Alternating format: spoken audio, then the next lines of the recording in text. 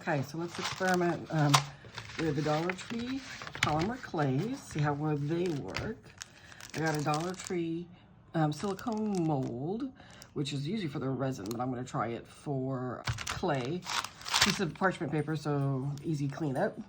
And then I'll probably try some of my other molds just to see how they work. Anyway, let's dig in and see where this goes. Okay, so first critique. These little packages are hard as heck to open. And then this white one was crumbly dry. So if you can see this white one, how nice you can roll it up and make it soft. This white one from one of the packages it just crumbled into dust.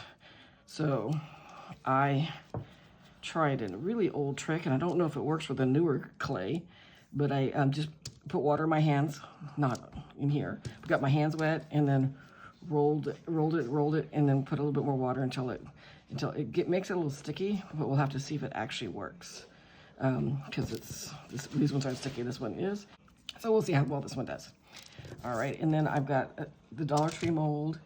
I picked a couple more molds out, a couple of Christmas molds. So let's see how these work. And I'm gonna get to molding.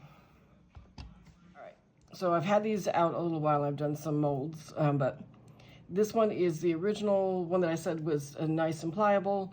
And this was the one that was all crumbly and that I used, get my hands wet to do. And you can see now that it is a lot more like this one. It's not sticky anymore. So if you just leave it sit for like 20 minutes, 15, 20 minutes, then the water seeks in. Now the trick is, do not put the water directly on the clay.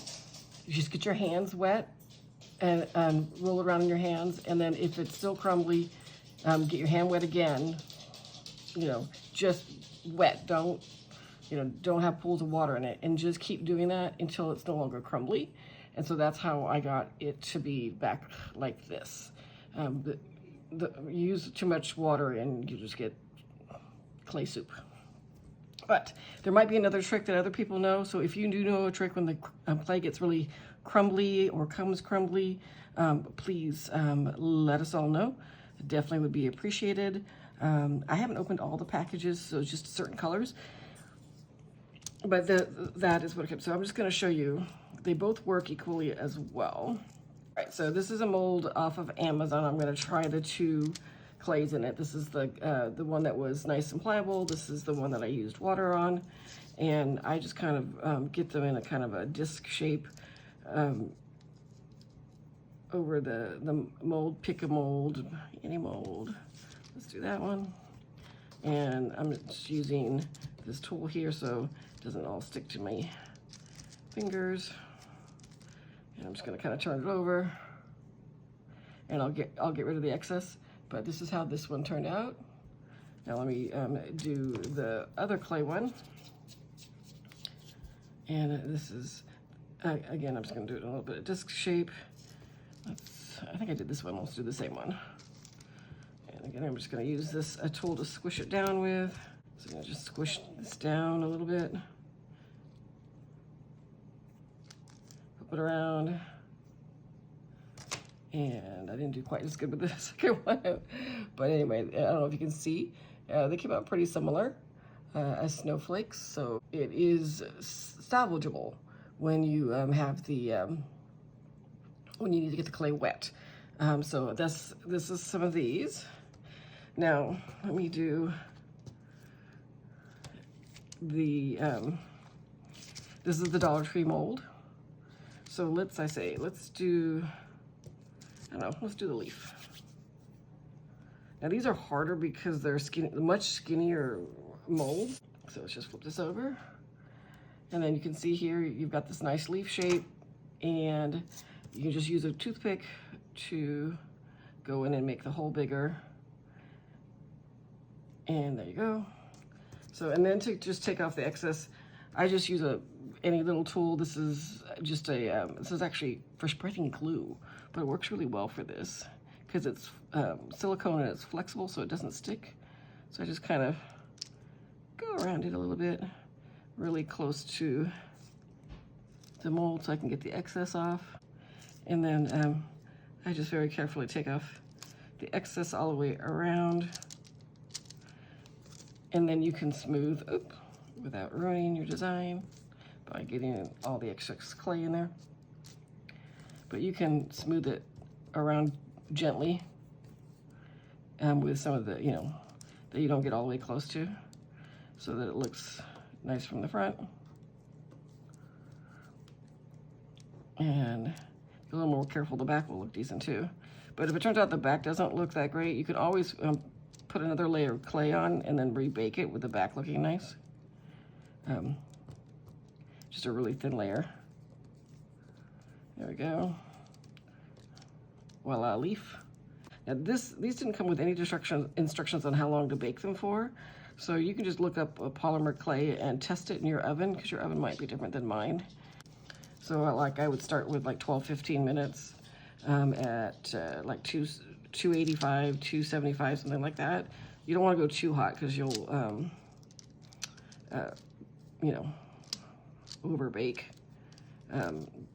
them. But I'm going to finish some of these up on here and then bake them so you can see what they look like once they've been baked.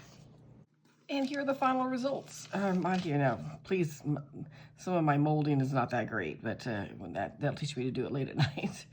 But I want to show you both the colored and the non-colored. So these are both the Dollar Tree molds. So the hearts, these ones here, and the leaf are all from the Dollar Tree mold. The rest are molds I had. Could I have done a better job? Yeah, yes.